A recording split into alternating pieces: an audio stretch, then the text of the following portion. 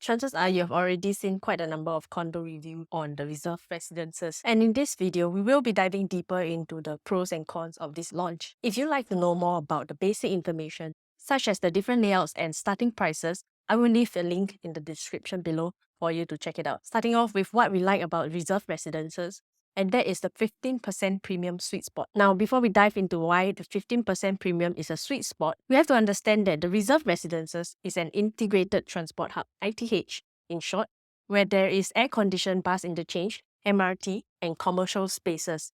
To make this even more rare, only 9 out of 14 ITH in Singapore are integrated transport hub with residences. And when you have a product that seems like a no-brainer where everything is in one place, it will always come with a premium. But how much premium you will be paying will determine the ROI you're getting at the end of the day. In order to understand why 15% premium is the sweet spot, let's look at the past performances of the existing ITH. In the past 10 years, there were only 3 ITH with residential development, namely Bedok Residences, North Park Residences, and Hillian Residences. Let's zoom into Bedok Residences and look at the average premium people have to pay as compared to other non-ITH developments that completed in 2015 with a similar size. So Bedok Residences is actually 25% more expensive than the average of all the other developments over here. You will realize that annualized capital gain for Bedok Residence happened to be one of the lowest. And on the other hand, North Park Residences and Hillian Residences is only about 15% more than the average of the rest of the non-ITH development completed in 2017. Losing out to only Coco Palms and Dines in terms of the annualized capital gain. This difference in the performance is an indicator that 15% premium is more readily accepted by the consumers. As you inch closer to 25% premium like Bedok Residences, consumers tend to go for the cheaper alternative. With the average launch of the 2 RCR projects earlier on this year, Tembusu Grand and Blossoms by the Park, I anticipate the average per square foot for the reserve residences to be in the 2006 to 2007 range, and this is exactly the 15% premium that we are looking for. But I will be careful as prices inch closer towards 2009, 3000 PSF, and that will mean that you're paying a premium beyond 25%. And at this high price, you will have to adjust your expectation if you're looking to maximize capital gain. The next thing that we like about reserve residences is the future supply.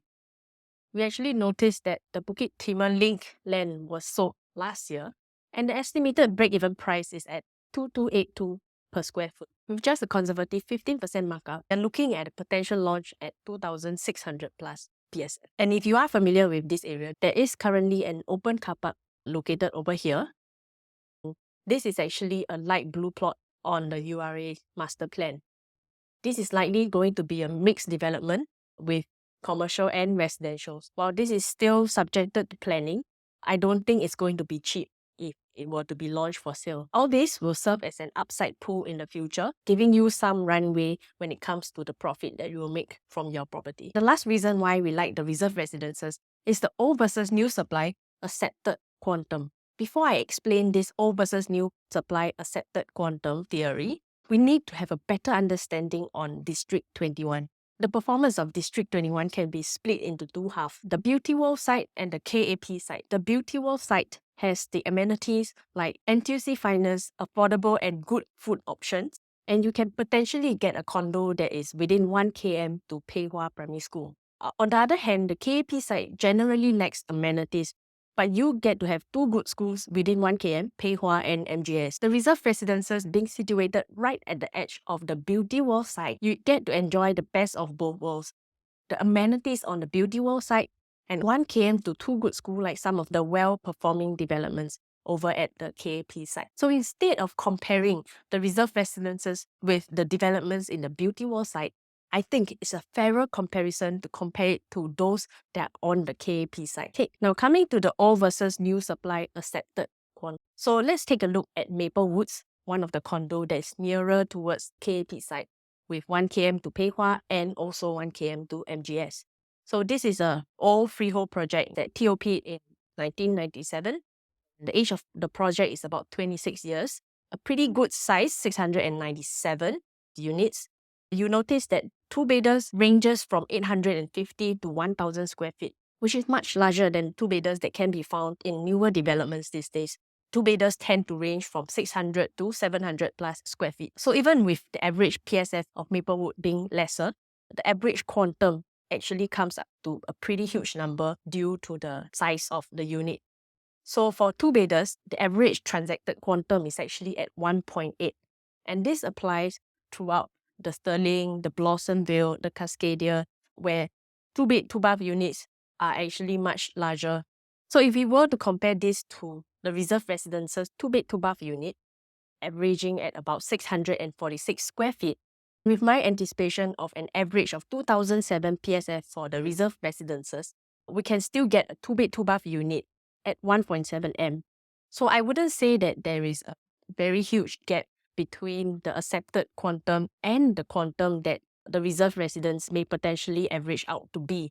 While this does not present a gap for you to target your exit, you're not exactly paying the record high quantum in this area. That links us very nicely to what we don't like about the reserve residences, and that is the long holding period. Good thing about accepted quantum is that you're not paying a quantum that is unforeseen. But without the old supply being at a higher quantum, there isn't a clear gap for you to target your exit. And we can only depend on new land plots to be sold at a higher price than you have entered, and potentially developers to continue to stage prices upwards. This is going to take some time, and there's definitely uncertainty involved. So if you're looking to exit in the short term for profits, you may want to consider other alternatives. The next thing that we don't quite like about the reserve residences is the noise. Personally, it's not a deal breaker. I think of it as a trade-off for all the convenience that you can get out of this location, and also this being an ITH development. Most of us only have one shot at picking the right property unless you're willing to pay the ABSD, which is, by the way, about 20% now. So it's good to consider all your options before making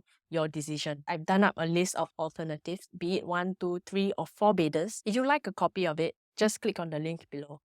Videos like this take a really long time and a lot of effort to make. It will really motivate me if you were to like this video, and I will continue to make videos like this for you guys. So see you next time.